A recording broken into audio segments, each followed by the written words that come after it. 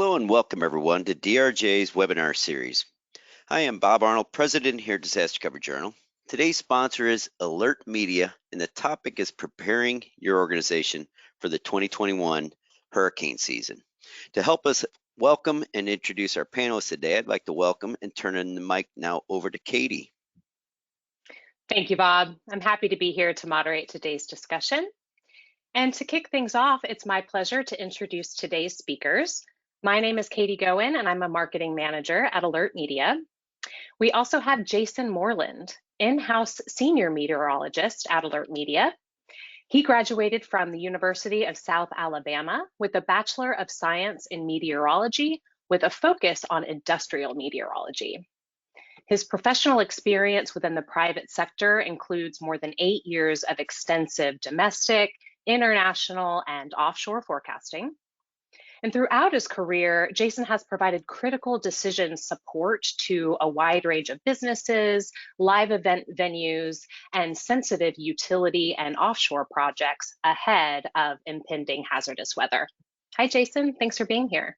Good afternoon, everyone. It's a pleasure to go ahead and speak more about the hurricane season and what we're currently dealing with out there near the Florida coast. Perfect. And we also have Sara Pratley with us today. Sara is Vice President of Global Intelligence at AlertMedia, where she leads a team of experienced analysts to monitor emerging threats and incidents worldwide. Prior to joining AlertMedia, Sara was Vice President of National News for CNN's news gathering unit domestically. And she led the network's coverage of major events, including things like the Boston Marathon bombing, the Orlando Pulse nightclub shooting, numerous severe destructive natural disasters, and more. So during her decade at the network, she gained a unique ability to assess, analyze, and decipher information quickly, which is a skill set that she now applies to her role at AlertMedia. Hi, Sara. Hi, Katie. Good afternoon, everybody. Thanks for having us and thanks for tuning in. Really excited to jump in and help everybody get prepared for the season. Wonderful. Well, for those of you who may not be familiar with AlertMedia, our mission has been the same since day one: to help our customers save lives and minimize loss in the face of critical events. So how do we do that? Well, we've developed a complete modern solution that is specifically designed to help organizations communicate more efficiently and more effectively during a wide range of emergencies. So we help our customers by supporting their employee safety and emergency preparedness initiatives, and we also help with business continuity planning, disaster recovery, and more. So we offer 3 key solutions. Our Global Threat Intelligence solution, which helps you identify threats near your people and near your locations faster with automated impact assessments and real-time warnings. And we also have our emergency communication software, and that helps you communicate quickly and effectively during emergency events with multi-channel notifications and 2-way features. So those allow you to interact with your people and confirm their safety, which is extremely important. And then finally, we have our employee safety monitoring capabilities. And those are backed by 24/7, 365 monitoring teams. And they will provide immediate support to your employees, either when they signal for help through our mobile application or when they call into a dedicated emergency line. So that's just a quick overview of AlertMedia. And before we get into the presentation, I'd like to take a moment to poll our attendees today. And this is just going to give us a better understanding of our audience's primary concerns as we get deeper into this hurricane season. So if you could go ahead and take a moment to fill out the question on your screen, which is, what are your company's primary concerns for the 2021 hurricane season? And you can check as many as you like here. We have property and facility damage, protecting on-site employees, communicating before, during, and after a storm, or business continuity post-storm. So I'm going to give this just a few more seconds before we close the poll. If you could take a minute to submit your response. And then, Bob, I'd like to ask you if you could share these results so we could just all have a look and get a feel for where everyone is. Okay, so strong 75% property and facility damage, and then a close second at 73% with protecting on-site employees. And then, still a decent amount of attendees worried about the other factors as well, which does make a lot of sense. But let me ask you, Jason, is this a surprise to you at all based on what you're seeing and hearing out there? I would say not at all, especially given the major and extensive damage that we've seen throughout the U.S. coastline and also the Caribbean over just the last few years.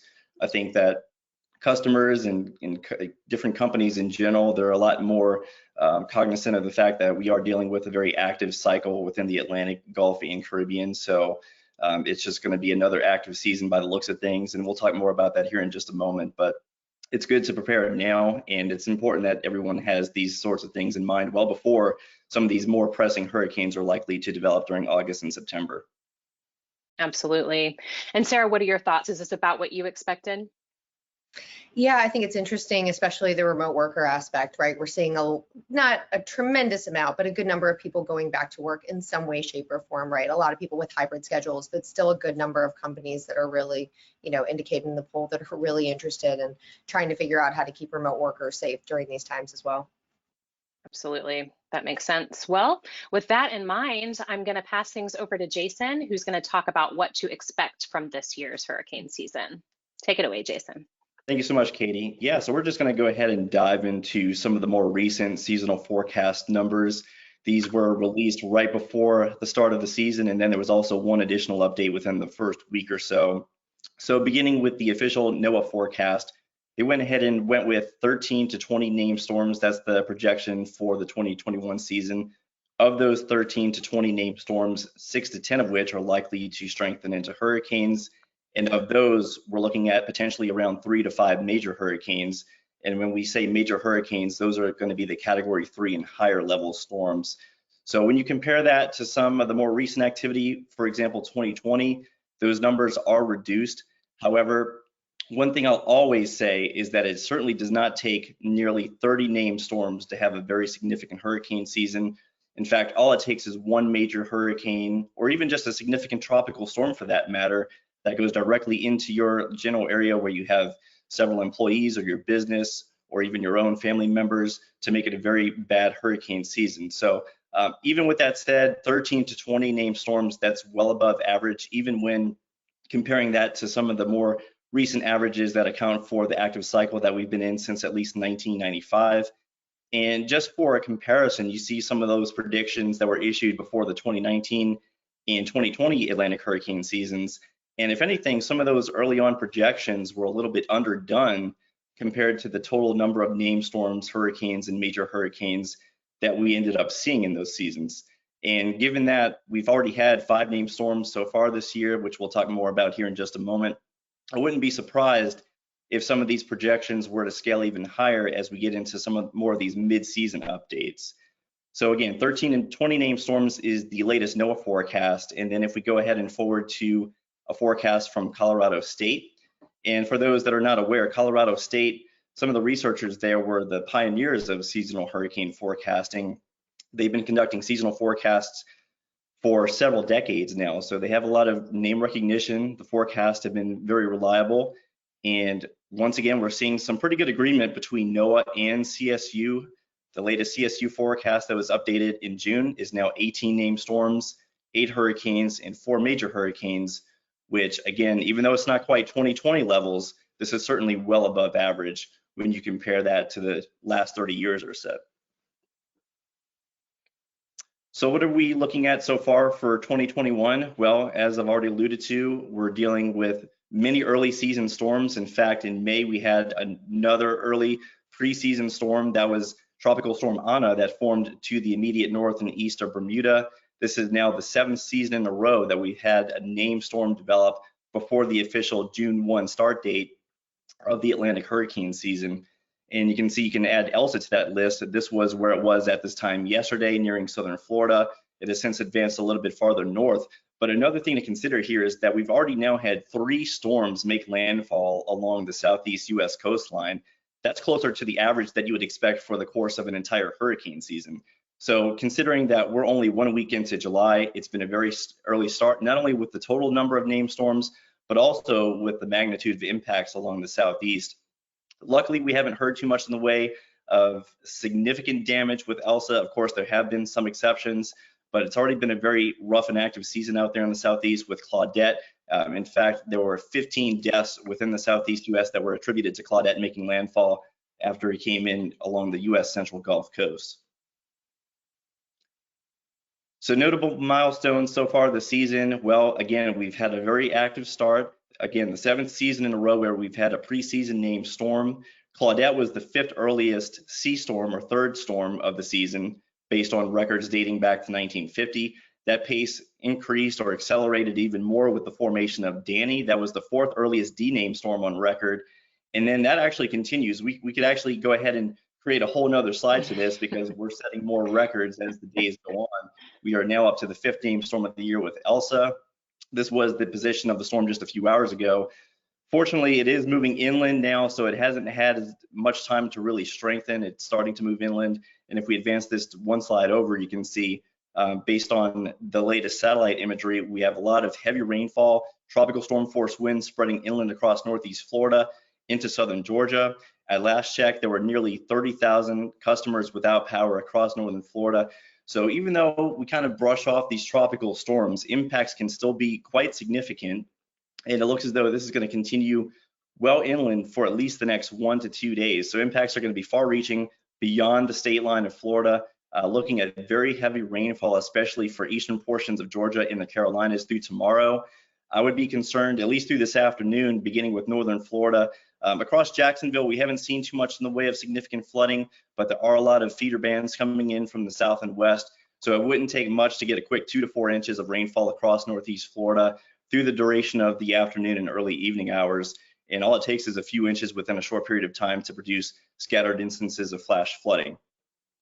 As we continue this track farther inland across eastern Georgia, basically areas from Savannah northward towards Charleston, South Carolina, we could easily pick up widespread 2 to 4 inches of rainfall, but there's also going to be isolated totals, potentially well in excess of 4 to 6 inches, at least over the next 24 hours or so. So a lot of times the primary threat, especially with disorganized tropical storms as they move farther inland, is going to be the excessive rainfall that extends well away from the coastline. And even as we get into the mid-Atlantic and Northeast, as we head into Thursday evening and Friday, it's going to be a combination of not only Elsa, but also its interaction with a cold front coming in from the north and west. So we've got a lot of weather boundaries kind of merging within that general part of the coastline. And with this large influx of tropical moisture spreading northward with Elsa, we're looking at yet again widespread 2 to 4, locally 6+. Now, most of that is going to be mainly along the coastline, but with that frontal boundary also in place across the interior northeast, I wouldn't be surprised if at least we saw isolated instances of flash flooding well into the interior portions of the northeast as well. And another thing you may notice based on this graphic from the National Hurricane Center, the tropical storm warnings extend well along the coastal areas of Georgia and South Carolina, and the tropical storm watches currently in effect from North Carolina northward all the way into coastal New Jersey are likely to be upgraded to tropical storm warnings over the next few hours, because even as the storm is moving northward and weakening, it won't take much to get sustained winds along the coastline in excess of 40 miles per hour, especially those enhanced southerly winds. So you could see some coastal sea level water rise and certainly sustained gale force winds right along the coastal areas. And then as we switch over to the next slide here, these are some of the most recent maximum wind gust forecasts. Now, these are not sustained winds, but we're talking more along the lines of maximum wind gust potential. So although within the latest advisory that came out from the Hurricane Center within just the last 5 minutes, those sustained winds have decreased to 50 miles per hour. And with most of those being offshore, you may think that we don't really have to worry too much about inland power outages beyond Florida. But near and just to the east of that center, we're still looking at the good potential for widespread gusts in excess of 40 to even near 50 miles per hour. And it doesn't take much more than 40 to 50 miles per hour winds to get at least widely scattered power outages. So if you're along the eastern Georgia area, eastern Carolinas, maybe even central Carolinas, don't be terribly surprised if we see at least 10 to 20,000 plus power outages over the next 12 to 24 hours. And this overall threat, although it may diminish a little bit farther north, if we go on to the next slide, you can see that those maximum wind gusts are especially going to be there near and along those coastal regions, especially once you get up towards Cape Cod. Again, there is at least that possibility of sustained winds near 30 to 40 miles per hour, but gusts in excess of 40 to 50. So this is going to be a storm that we're going to contend with not just for today, but even into tomorrow and even early Friday as the system continues to move northeast along the U.S. eastern seaboard. And if we have any interest out there within the Atlantic provinces of Canada, the storm will be more subtropical or post-tropical by that point, but there's still going to be gale force winds as this system begins to accelerate off towards the north and east. So widespread impacts, again, inland heavy rainfall is a big concern, and then along the immediate coastline, it's going to be those scattered power outages. And this is just another more regional view of the rainfall forecast from NOAA. This is the forecast for the next couple of days. A large swath of 2 to 4 inches from northern Florida all the way northward into coastal Maine, even in the interior of New England. And this doesn't really convey the potential for 6+ inches of rainfall, but there's certainly going to be the possibility for localized amounts in excess of that much, especially eastern Georgia, lower South Carolina, as we head into the evening and into the morning hours tomorrow. So that's just a snapshot of what's going on right now with Elsa. Fortunately, we don't have any other disturbances of interest within the Gulf, Caribbean, or Atlantic at this time. Just kind of looking at the forecast guidance for the next couple of weeks. With any luck, I do think that we could at least have a temporary lull where we don't see much more in the way of organized named storm activity. But certainly as we get deeper into the more climatological peak of the season, as we get into August and September, it's very likely that activity is going to ramp upward yet again. So with this slide, though, I wanted to discuss about how has hurricane season changed over the most recent years. And this is actually something that was introduced going into the 2021 season. We're looking at a new 30-year average of 14 named storms and 7 hurricanes. So if you had looked at the climatological numbers just a few years ago, we were a lot closer to around 10 to 12 named storms per year. But with each and every one of these hyperactive seasons, that 30-year average has ticked upward. So we're now closer to 14 named storms and 7 hurricanes. Another change that was implemented going into 2021 is that we've gone ahead and gotten rid of use of the Greek alphabet. So you may recall that last year there were so many named storms that we actually ran out of names on the list. And this is the second time now that this has happened. The other more hyperactive season was the 2005 season, which also featured memorable storms including Katrina, Rita, and Wilma. But again, the season continued well beyond those storms into the Greek alphabet. But the World Meteorological Organization, in collaboration with the Hurricane Center, decided over the off season that the Greek alphabet convention was just a little too confusing for the general public. A lot of the names sound similar, and it kind of makes it more difficult to keep track with all the various storms that are out there. So we actually have a supplemental backup list. Hopefully we don't have to use that this year, but if we do run out of the named storms on the list yet again, we do have that backup list in place.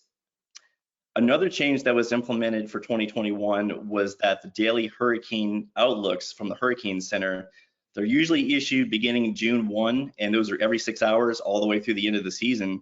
But they actually bumped up the issuance of those to May 15th this year. And this is because prior to the season, we had 6 years in a row where we had preseason activity. We're seeing these named storms develop earlier and earlier, and we saw that trend yet again this year.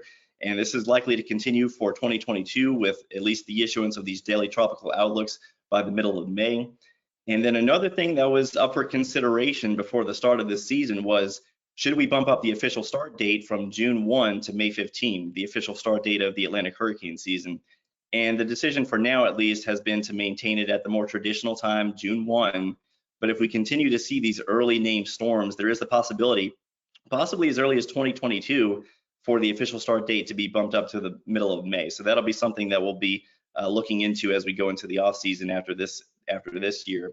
And then another thing I briefly wanted to touch on, and this is a little bit of good news, is that we are continuing to see advancements with regard to the track and intensity forecasts of these storms. So if we go ahead and advance to the next slide, you can see one example here. So on the left-hand side of the screen, this was a forecast from 2005 when Tropical Depression 18 was out there to the east of the Bahamas, and interests across western Louisiana and Texas will know this storm quite well. Tropical Depression 18 went ahead and rapidly intensified into Major Hurricane Rita over the Gulf of Mexico. But the main thing that I wanted to convey on this slide is if you look at the 5-day cone of error, look at how much uncertainty was in effect back in that time period. We have, potential tracks ranging anywhere from the lower coast of Mexico northward towards central Louisiana. And the size of these cones are not reflective of the uncertainty of each and every storm. It's more to do with the 5-year average error that the Hurricane Center has had over those 5 most recent years. So we've seen significant advancements just within the last 15 years or so. And the 5-year forecast error has come down quite a bit. So as you can see, this is an example from the 2020 Atlantic hurricane season, storms that eventually threatened the same general area. And of course, Hurricane Laura was one of the more significant storms when it made landfall as a major hurricane across western Louisiana last year. But you can see the size of that cone has really been cut down nearly in half by day 5, in fact. And this is because of those forecast errors decreasing over the last 1 to 2 decades. So better technology is going into the forecast models. We're getting better satellite data and better input from the hurricane hunters with better observations, better observing equipment and things of that nature. That has really cut down on the uncertainty with regard to these storms. Another thing I wanted to discuss, and this kind of coincides with what we're seeing with Elsa, these impacts from named storms making landfall can extend far beyond the coastline. And we saw this with one example from Hurricane Floyd back in 1999. If you lived across the coastal Carolinas, you know this storm very well. It was one of the more significant hurricanes that affected the US in the 90s. And you can see that there were widespread precipitation totals well in excess of 15 to 20 inches. We had a 24-inch maxima along the coastal North Carolina region, but we had widespread significant flooding that extended well into the Northeast. And we've seen multiple examples of this, especially over recent years, not just with this one, but with Florence just a couple of years ago. And if we advance, you can see that everyone within Texas knows Hurricane Harvey from 2017. This was just an unbelievable storm. It decided to sit, it became nearly stationary over Southeast Texas for the better part of a week. So we had rainfall totals as high as 60 inches, not 16 inches, but 60 inches, just unbelievable rainfall totals. And deservedly so. You can see that a lot of the media attention was on Texas. That's where some of the more catastrophic impacts were. But the big thing that I wanted to bring to your attention was that heavy rainfall, flooding, and even evacuations were extending well northward into places like Tennessee and Kentucky. And even if your main focus is on customer locations, or if you have different business locations, family members along the coastline, it's important to know that these impacts can extend multiple states inland, well into the Tennessee and sometimes even the Ohio Valley regions. And with this particular case, there were even evacuations due to heavy rainfall and river flooding across portions of central Tennessee and Kentucky.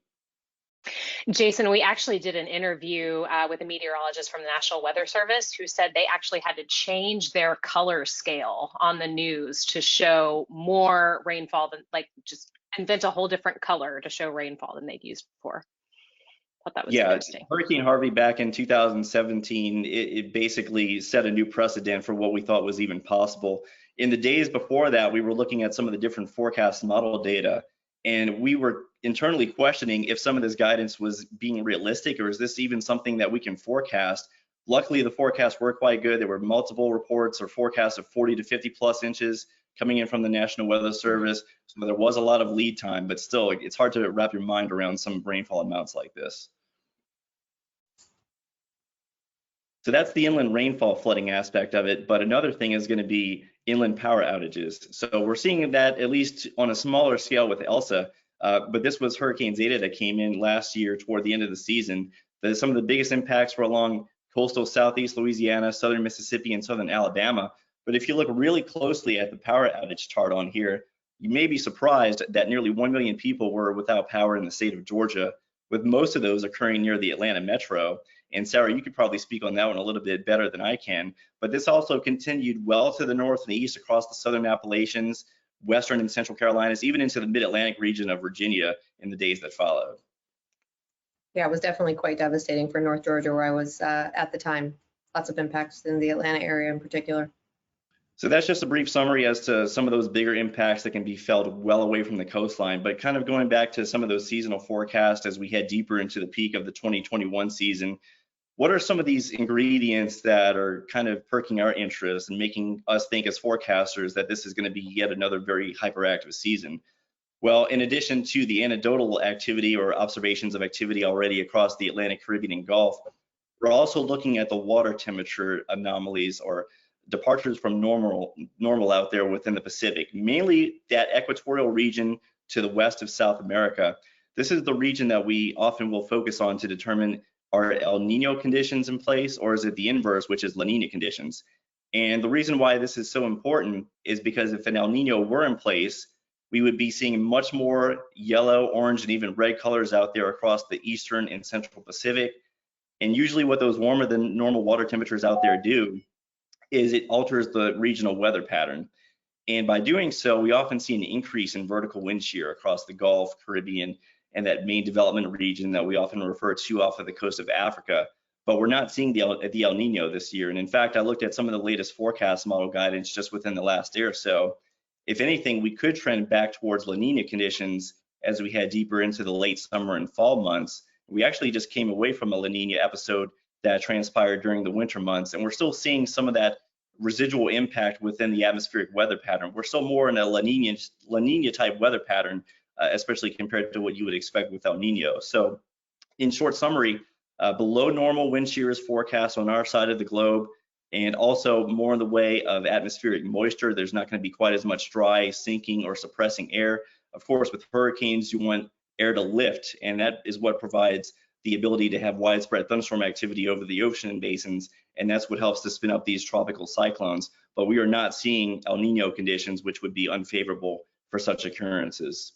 Another more obvious indicator that you've probably heard of is just the above average water temperatures out there at present. So compared to 2020, this is actually a little bit of good news. The water temperatures out there are not quite as warm as they were at this time about a year ago, but there's multiple factors that go into this. So as I've already alluded to, below average wind shear, less in the way of dry, suppressing, sinking air.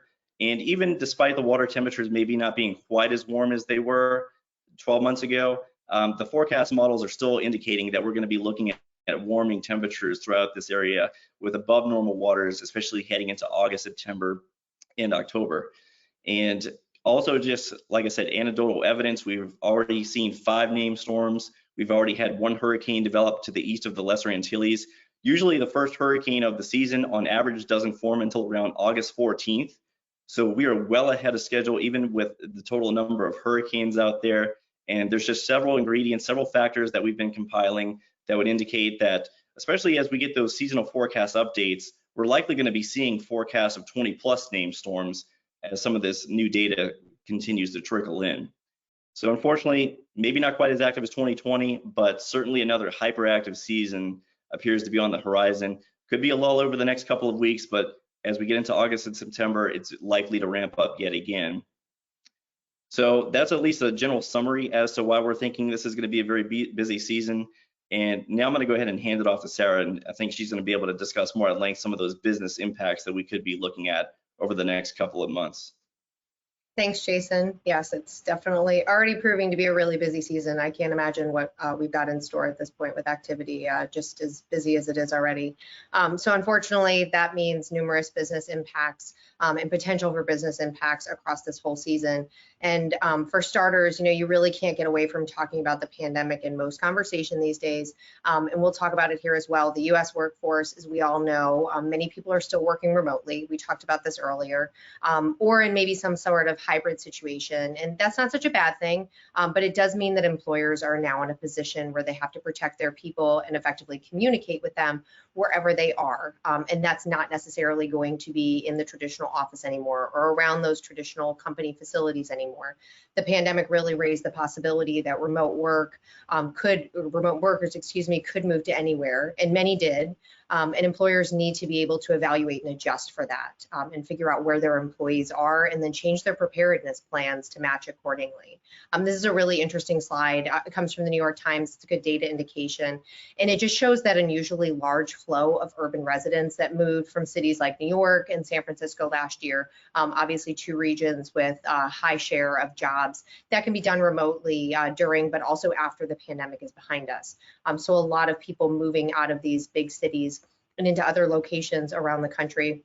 And the number of people that actually moved from locations and actually drove towards Texas and Florida in particular, that's been on the rise in particular when you look at some of the stats and figures, two locations that a lot of people are just kind of gravitating towards these days during and amidst the pandemic. And of course, as we all know, those are two states that tend to see a lot of activity during the hurricane season. So just another indicator that employers really need to think about where your employees are based. It's not necessarily going to be near that home base anymore, with flexibility that a lot of companies are offering. Again, like that's a great thing, but companies having to understand and know where their employees are now or where they might be vacationing or working from. A lot of people, around different companies are also taking opportunities with remote work to maybe take a month to go somewhere and work from, a remote location, probably along the coastline and along a beach for a few weeks, and then tack on vacation to that. So really, really influencing and emphasizing to companies and employers out there to make sure you know where your people are. There's a lot of impacts that could happen. And then just one other interesting fact, the U.S. Postal Service actually received 30 million change of address requests just in 2020. With the way that remote work and flexible and hybrid work is going, I can imagine we're going to see the same upcoming this year. I just wanted to jump in real quick and say how interesting it is for these takeaways we've already had. So, Jason's saying inland locations could be affected. So our audience, needs to think about, where their businesses are located, and that if they're nowhere near the coast, they're going to have to consider potential impacts. But now with Sara saying remote workers could literally be anywhere, that's just really upping the ante even further for our audience. I think that's a great takeaway.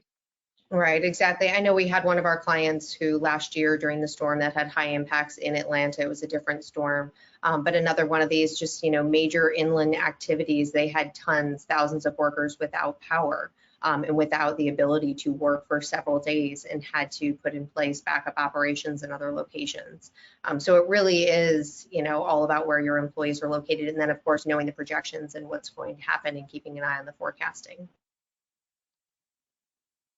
And then, of course, as everybody's aware, hurricane impacts are felt well beyond those areas that are going to get that devastation from those strong winds and the water and the flooding. It really can extend beyond those areas. And there's just so much that everybody has to take into consideration, from the fuel perspective. There's oil, there's gas, and there's other fuels that can be in short supply after a hurricane or a major storm rolls through.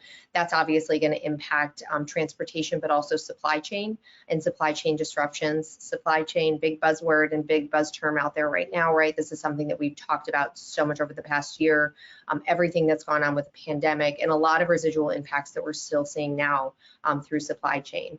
And businesses really need to think of their suppliers and their distributors as an extension of business. So knowing where your distributors are located and where their key facilities are located is going to be key as well. Even if you're not in one of the locations that may be hit, you may feel the impacts just as much as any other business, right? Because of that trickle down effect.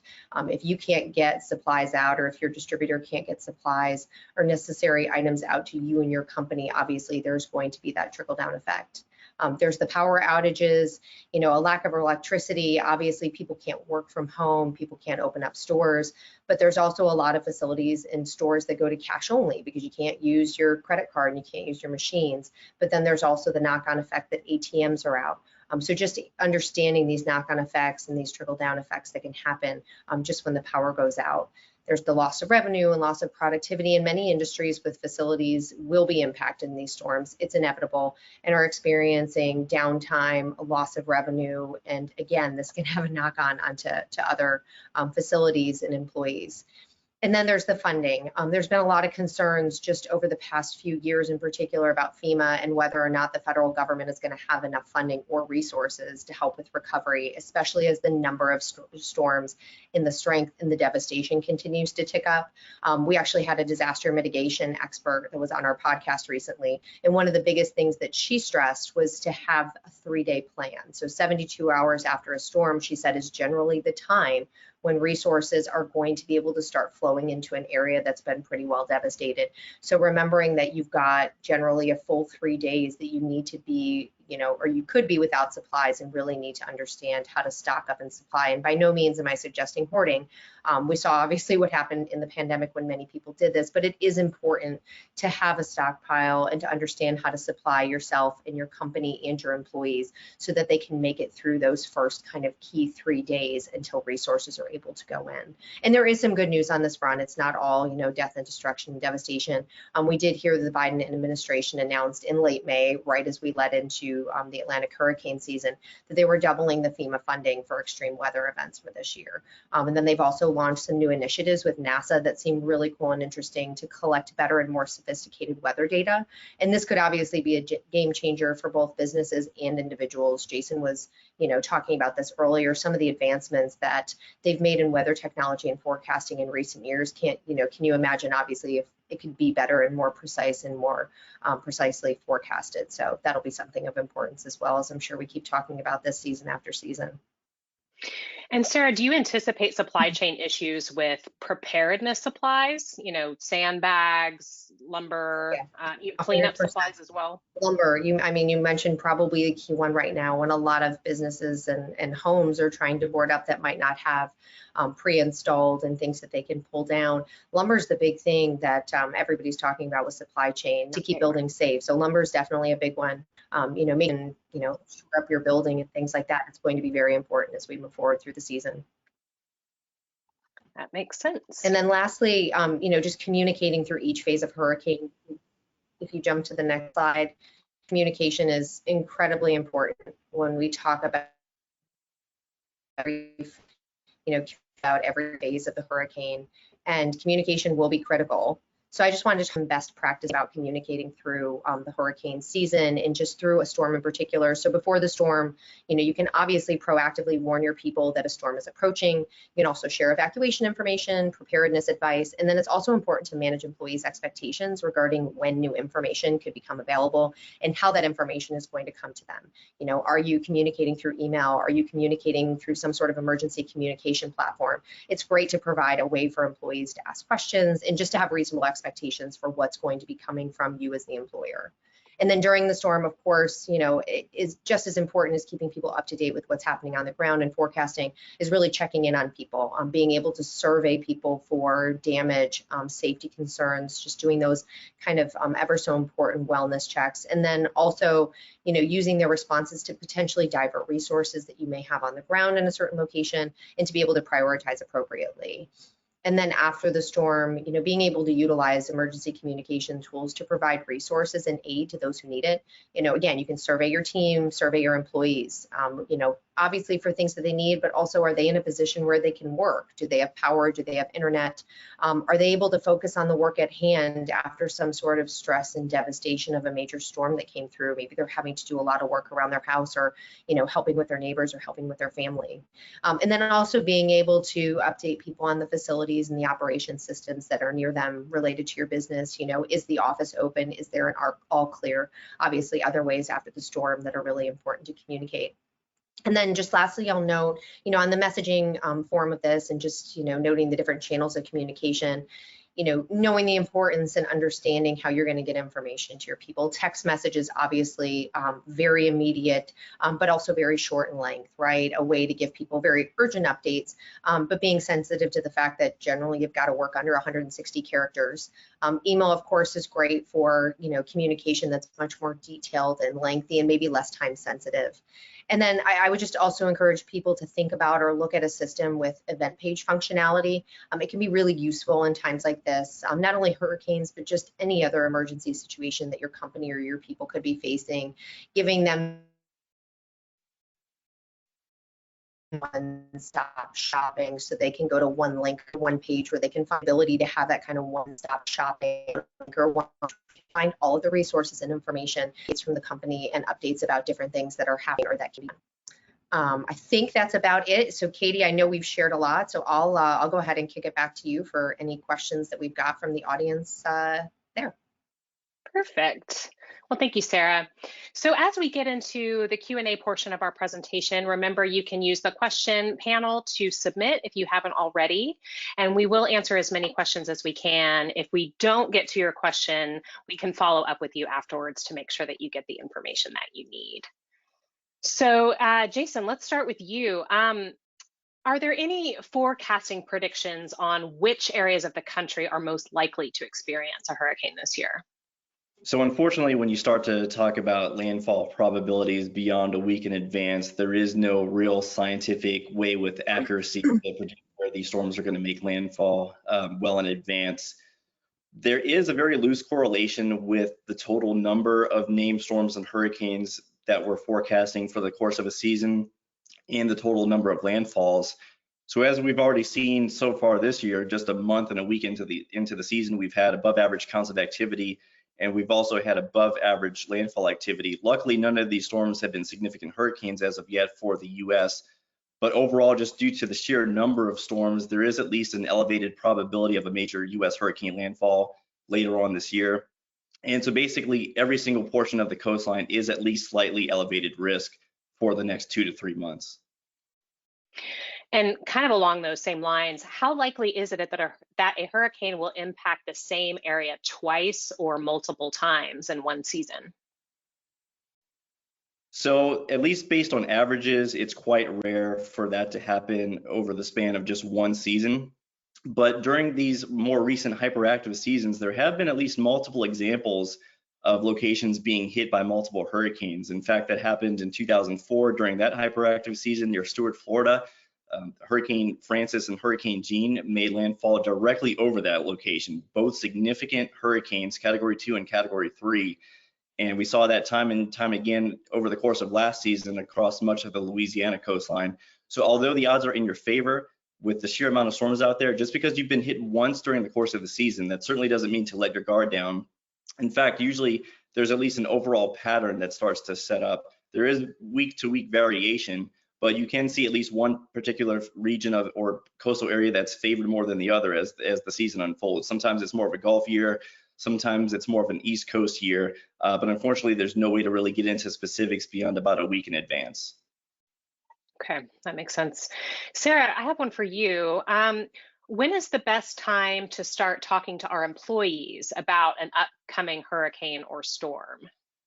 Sure. So this, I mean, it may sound like a no-brainer, but I really am a firm believer that as soon as possible is always best. You don't necessarily want to be the boy that cried wolf, right? But it doesn't hurt to give employees and facilities some sort of early warning that there's something that you and your team are watching that could have some impacts, and also giving a reality check, right? Maybe it's something as simple as we're keeping an eye on this patch of something out in the ocean. It might not materialize into something, but keep an eye out for updates, or it could be something more significant, right? It could be that there is something that looks like it's going to be a major storm. You know, we're alerting you now because we're seeing it about a week in advance, and we'll continue to update you. I mean, there's only so much time, obviously, that Jason mentioned that you would get advance warning on a storm, maybe a week, maybe 10 days at most.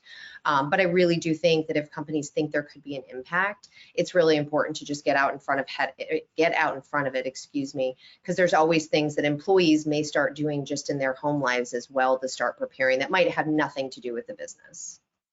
Yeah, and one thing that I would quickly add to that is if you're a business and you're looking at those latest track forecasts from the National Hurricane Center, all the attention usually gravitates towards the skinny black line, which indicates where the center is most likely to pass. And then you've also got the cone, which is kind of known as the cone of error.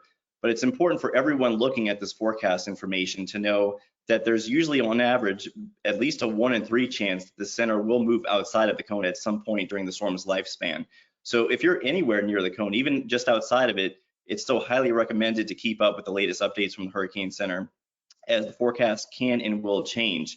And another point that I would add to that is that you can have significant impacts, whether it's heavy rainfall, sometimes even tropical storm and hurricane force winds that can extend outside of that forecast cone itself. So let's not get too caught up with looking at specifics with regard to that forecast. Look at the overall region that could be impacted. That makes sense.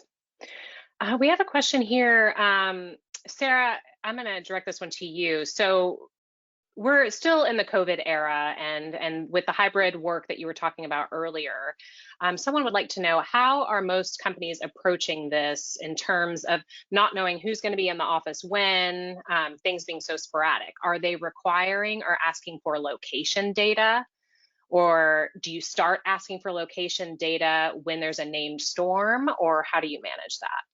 Sure. I mean, at a very base level, I think companies should probably have an understanding, and I think most do, as to whether or not people may have moved out of the area, especially if people are driving towards remote work or hybrid work.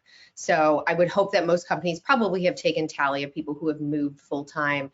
I would say probably one of the biggest things to consider is those employees that I was talking about before, and we hear about this from a lot of our customers, that they do have employees and people on staff who are saying, hey, I'm going to work from a remote location for the next month or 2 months, and I'm going to work from there, but it's a different location that I'm not generally in. There's a lot of different things that go into effect here for tax implications for business, but really at the core of this is, if you have an employee who's going to be traveling and who's going to be in a location for a week or 2 or 3 weeks, I would suggest setting up some sort of process by which their direct leader knows exactly where they are for this exact reason, right? If you have somebody who might be vacationing on the Gulf Coast, you're of course going to want to know that they're working down in that location as well, and that if something is going to happen, that you can help them understand the implications, and also go through the process of understanding whether or not they're going to be able to work for a while if somebody were to decide to stay in a location for an extended period of time. And I know we've mentioned this before, it's not just about the coastal locations. There's these inland locations that go through the devastating power outages or flooding as well. So just having a really good eye on where your employees are. I know with really big companies in particular, this can be difficult. So delegating that down to kind of the individual leader level. I know our company in particular has surveys and has forms that we're all filling out when we're working from remote locations, just so that the company can track that and have awareness. It's not necessarily for employees about keeping tabs on where they are and maybe workflows and things like that. It's really much more about keeping them safe and just having that recognition of where exactly they are, so that the company can help to support that. And Sarah, what does one of those surveys, look like for some of our audience members who may not know? What would be an example of a survey you might send out, during a hurricane? Sure. I think in advance you can send out a really easy survey as to whether or not somebody is, working from the office, working from home, planning on being remote, just even on a daily basis, where people are recognizing that, okay, I need to do my daily check-in. A lot of companies are doing COVID check-ins, right? I think it can be very simply embedded in that. Maybe it's an additional option that I'm not only working remote from the city location by which our office is based, but I'm working remote from said location. Here's where I am. I think that's a really easy way to do it. And again, it may be a smaller level within certain departments. It's easier to track a smaller group of people. I know for myself, I have dozens of people that report to my staff, so it can be harder as the numbers go up to really keep track of where different people are working remote these days. And then I also would say it's really important beyond just the weather forecast when we talk about COVID to understand the impacts in certain areas as it pertains to the pandemic. We're continuing to see different numbers and different implications in different areas of the country. Right now, I'm sure everybody has heard about Delta, the variant that's causing a lot of concern. There's a lot of countries overseas, Australia in particular, that's implementing new lockdowns because of it. So there are different parts of the United States that are seeing different numbers at this point. And though that might not have much of an impact for people working from home, it will have an impact for people who need to vacate and go to some sort of shelter and make a decision as to whether or not they're comfortable going to a shelter, or whether a shelter will be able to support the number of people it maybe generally would have in the past, and whether or not those people are going to need more time to evacuate because they're choosing not to go to a shelter because of local numbers or occupancy. Maybe they're deciding to make a full travel out of an area and go stay with family or friends. So those are just considerations as well from a human safety perspective, but also from a work output. If you have people that are going to be out of pocket trying to vacate and evacuate and travel out, that's going to take a little while for people to get out of an area. Okay. Jason, what are some things we can do before hurricane season or year round to prepare? Yeah, so there's always going to be those essential items that you should consider stockpiling well before the season, whether it's batteries or even going ahead and acquiring a generator. You may want to go ahead and verify that that generator is in perfect working order well before the start of the season, or at least well before there's an imminent threat within just a matter of a few days. And another thing that I would like to quickly mention is, unfortunately, we see this every single year. There's a lot of indirect fatalities with regard to hurricane landfalls. A lot of those involve carbon monoxide and improper use of generators. Sometimes they're placed a little too close to the garage or a window. So some of those toxic chemicals can make its way into a business or a household, unfortunately. We've seen multiple fatalities over just the most recent years. In fact, Hannah was a significant storm that impacted South Texas last year, and it wasn't the storm that caused loss of life. It was the carbon monoxide poisoning as a result of improper generator use. So these are just some basic things to keep in mind. There's a lot of indirect fatalities, unfortunately. And also one other thing that I would mention is that usually it's the wind that gets a lot of attention. Everyone thinks of these hurricanes as being massive windstorms, but nearly 90% of the total direct related fatalities are a result of water. So whether that's a combination of coastal storm surge or the inland flooding, which doesn't get talked about nearly enough.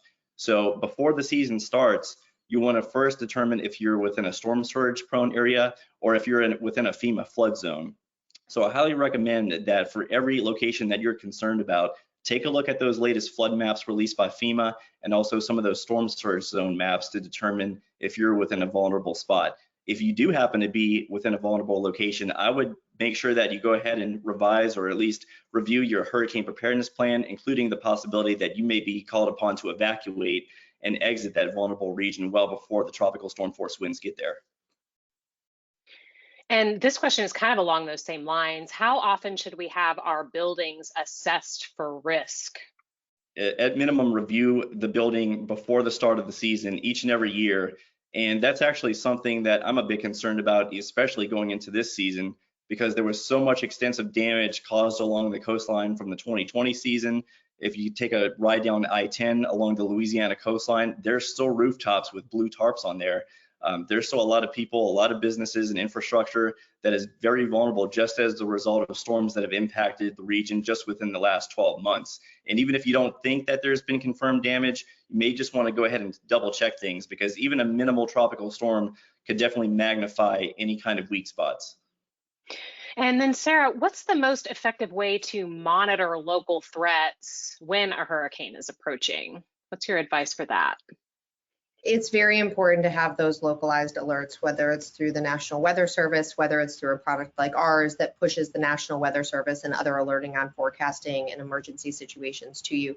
It really is much more about that localized response, keeping track of FEMA, right? FEMA has some great resources on not only preparedness, but things that are happened before, during, and after the storm. But I would just remember this from kind of that localized perspective, because the impacts are so localized. As Jason mentioned, you may be in a flood zone or not in a flood zone. You may be in an area that's more prone to the water damage, and the resiliency can just be very different. So I would just highly encourage people to make sure that employees, obviously larger picture companies as well, but that employees on the ground in their different locations are signed up and just have a base level of knowledge of how to get that information quickly.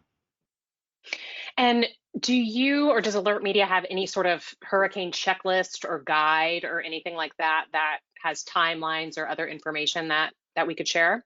Yep, absolutely. We have a whole resource page on our website that's dedicated to that. I would strongly encourage folks to take a look at that, and I think we'll make sure actually after this that we're able to disseminate that as well for everybody's reference in the future, to just be prepared. Okay, excellent. And then we have time for one more question, and I just like this one. I think it's so good. And something that we don't always think about. Jason, can you explain contraflow lanes and when they might be activated during a hurricane? Yeah, absolutely. So contraflow is a means of diverting outbound and inbound traffic, both outbound, in the event of a major hurricane. So of course, timing is of the essence when it comes to evacuating large quantities of people, especially if it's near a major metropolitan area like a Houston, Tampa, New Orleans, that sort of general area. So about 40, roughly speaking, hours, at least a couple days before a major hurricane landfall, we oftentimes will see contraflow lanes enacted across at least the major interstate highways. Now, we like to do that as a last resort. A lot of times mass evacuations can cause a lot of problems in its own right. We saw a lot of loss of life on the highways due to mass evacuations from Hurricane Rita in Southeast Texas and Southwest Louisiana in 2005. We try not to make a repeat of that. So the main thing is to evacuate at least those storm surge vulnerable areas right along the immediate coastline. But in the event of a major hurricane, that is at least something to keep in mind, that there is at least the possibility that we could see interstate contraflow and more disruptions with commerce and things of that nature, roughly about 2 days before a major hurricane landfall. That's excellent information. I don't think a lot of people would think about that offhand, so thank you for that. Well, thank you both for answering those questions. And before we do wrap up, I would like to poll our audience one last time just to gauge interest in learning more about AlertMedia. So if you could just take a quick moment to answer the question on your screen. Are you interested in learning more about how AlertMedia can help with your hurricane preparedness and communications? So I will give that just a couple more seconds. Okay, Bob, you can go ahead and wrap up that poll, please. So I just want to take this moment to thank Jason Moreland and Sara Pratley for joining us today and for sharing their insights and expertise. So Jason, if anyone has additional questions or would like to follow up with you after this webinar, what's the best way for them to do that? Yeah, absolutely. If you have any follow-up questions whatsoever when it comes to either hurricane preparedness or even a hurricane forecast, feel free to reach out to me anytime via email, jason.moreland@alertmedia.com, or feel free to reach out on LinkedIn. I'm actively checking there as well. Thank you so much. And Sara, what about you? Same exact thing. I know our email addresses are on the screen, so if anybody has any questions, that's a great place. And I too am very active on LinkedIn. If anybody needs to reach out, that's another great place to find me. Excellent. Well, here are some resources that Jason recommends to help everyone stay up to date on any hurricane developments. So it is important to check these sources regularly, if not daily or multiple times a day during hurricane season. And again, we are going to send these slides out to you so that you can bookmark these or just make a note of them for the future. And that concludes our presentation today. So I really hope everyone feels a little bit more prepared for this year's above average hurricane season. And I also want to take a moment to thank Bob at DRJ for hosting us today. We really appreciate it.